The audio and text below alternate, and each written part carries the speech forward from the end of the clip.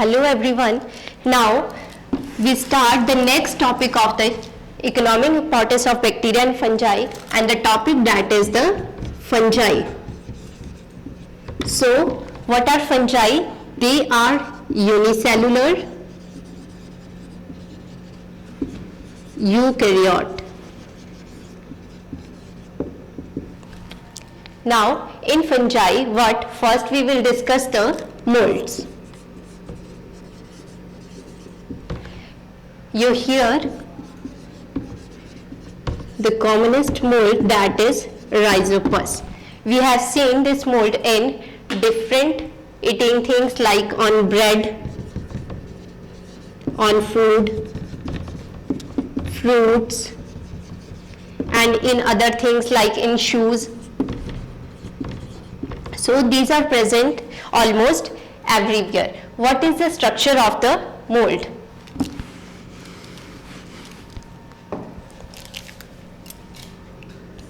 There is hyphae,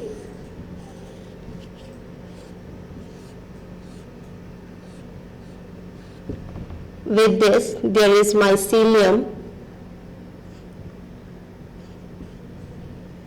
and these are sporangia.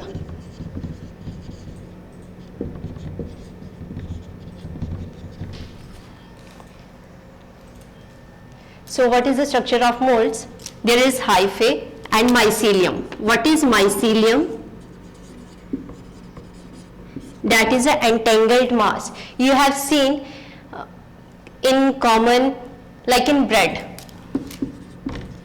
In bread, there is white growth of mold, and that is the entangled mass. Entangled mass, that is known as the mycelium. And when we see in the microscope this mycelium, we can see the hyphae, there are hyphae, there are sporangiophores, and there are sporangia. When these sporangia, they mature, the spores that comes out, So it is the reproduction of molds, that from sporangia, the spores that comes out. The next one, that is the yeast.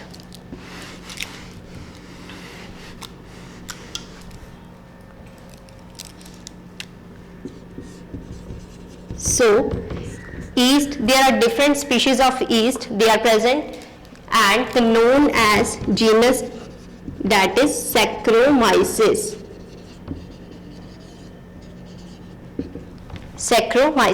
So the next one, that is where they occur. So they occur freely in the atmosphere. They occur everywhere, in the food items, in the home items. And yeast, for example, they are present in the fruits like grapes. Everything where present sugar, there is present yeast. Now the next one, that is the structure of the yeast. So there is nucleus, fat globules, glycogen granules. So what is the structure? This is the cell wall. The next one, that is the nucleus. Next one is the fat vacuole. So this is the structure of the yeast. Now the next one, that is the nutrition. So what is the nutrition of fungi? They are nutrition of fungi. So they take their nutrition from the sugar, but they can't take the complex sugar like cane sugar. They convert into the simpler form, then they take this form of sugar. Now the next one is the respiration.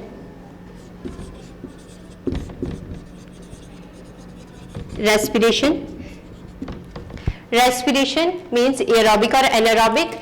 So fungi or yeast, they respire anaerobically.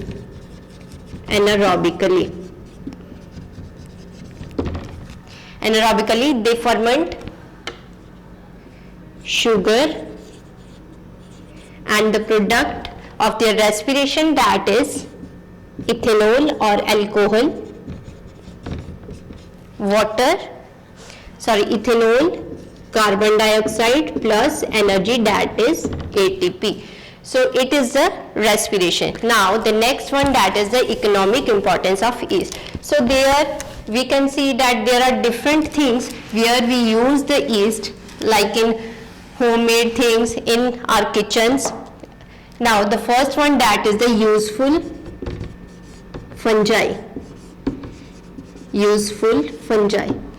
So we all know that penicillin, that is the first antibiotic that is extracted from Penicillium notatum, which is a form of fungi, but originally it is not fungi, it is a mold. So this is the useful fungi, Penicillium. Harmful fungi, there are different fungi that are harmful, like Penicillium and Aspergillus.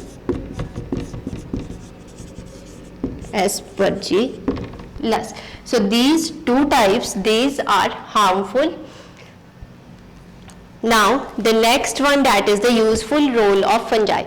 So useful role of fungi, the first one is the antibiotic. Same as in bacteria, fungi, they are used in the preparation of antibiotics. The next one, that is the role in industry. So in industry, first in the formation of wines or alcohol beverages. Second one, that is in the preparation of bakery products. Third one, that is the bread making or baking. And third one, that is in the cheese production. So in wines, so how wines are formed? With the help of yeast. First of all, in wines, what happens? The grapes, they are crushed and they are put into the vessels. So there may be yeast that is present already, or we can add the yeast. Then it is ethanol that is produced at a concentration of 12%. After this, the yeast that is removed, and what left, that is wine. So wine that is formed with the help of grapes. Now the next one, that is the characteristics of wine. Wine, if taken mild quantity, then it acts as a stimulant. But if we take it in a more quantity, then it can be harmful. It can cause liver cirrhosis. But if we take in a less quantity, it is actually absorbed quickly in our body. The next one, that is the baking. So baking we normally do in homes also. So in baking, which things are required? That is flour. In flour, atta or maida. Next one, that is the fat and water.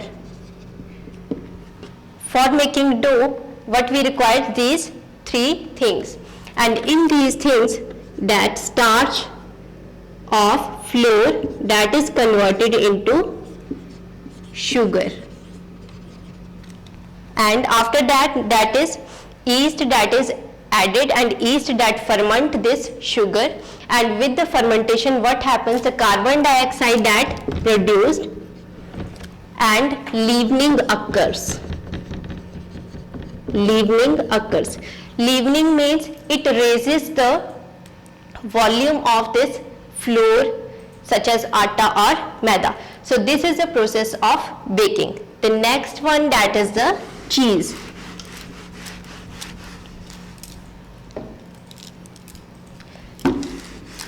So how cheese that is formed? The first one step in the cheese making, that is curdling of milk. Curdling of milk. In this, curd that is separated from the whey with the help of lactic acid bacteria. So lactic acid bacteria that is added in the milk and the curd that is separated from the whey. Second one, that curd that is processed. Water content that is removed from that curd, and again salting. In this also the moisture that is removed. And the fourth one, that is ripening. This is the last step of cheese baking, and in this the curd that is kept at stable temperature and humidity. So this is the formation of cheese. Now the next one, that is the mushroom cultivation. So mushroom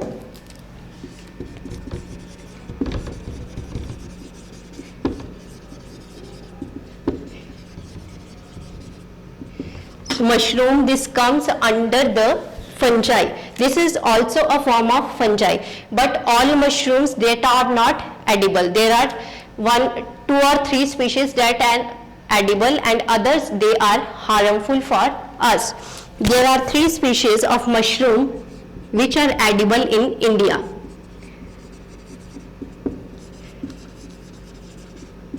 White button mushroom,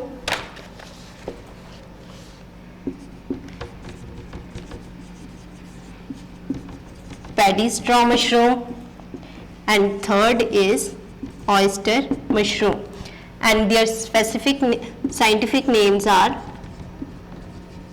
Agaricus bisporus,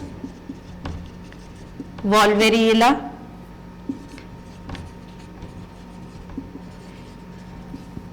and Pleurotus.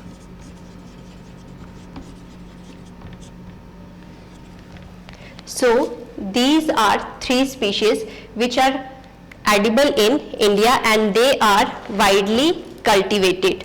Now the cultivation of mushroom. For mushroom cultivation, we don't need any field.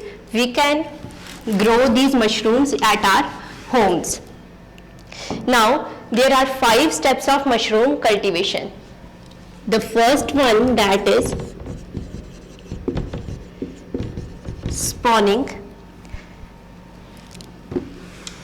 First one is composting. Second one, that is spawning. Third one, that is casing. Fourth one is cropping and harvesting.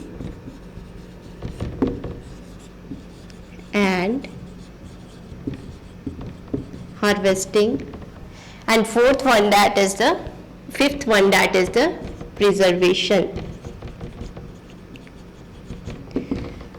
So first one, that is the composting. Composting means preparation of compost. Here the compost that is prepared by wheat or paddy straw, chicken manure, and some organic and inorganic fertilizers. And this compost that is kept at 50 degrees Celsius for about 1 week. After 1 week, the spawning that happen. Spawning means mushroom seed that consisting of mycelium that is added into the compost and allow to spread it for a couple of days. The third process, that is the casing. In this, what we done? We spread a layer, a thin layer of soil on the compost. So this is very important step. It provides humidity and give support to the mushroom. The fourth one, that is the cropping and harvesting. Mycelium grow about 2 to 6 weeks, then some pinheads that comes out, and the full grown mushrooms that are taken out. The last step, that is the preservation. Preservation, that is the most important step of mushroom cultivation. In this, vacuum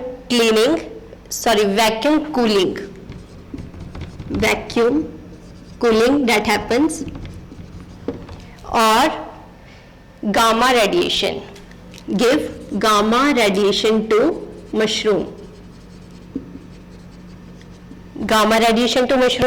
or freeze drying to a solution. What is the nutritive value of mushroom? In mushroom, there are different substances that are present, for example, pantothenic acid, niacin, or biotin. So this is all about the mushroom cultivation. 5 steps: composting, spawning, casing, cropping, and preservation. With this, the chapter that is complete, and it is all about the fungi. Thank you.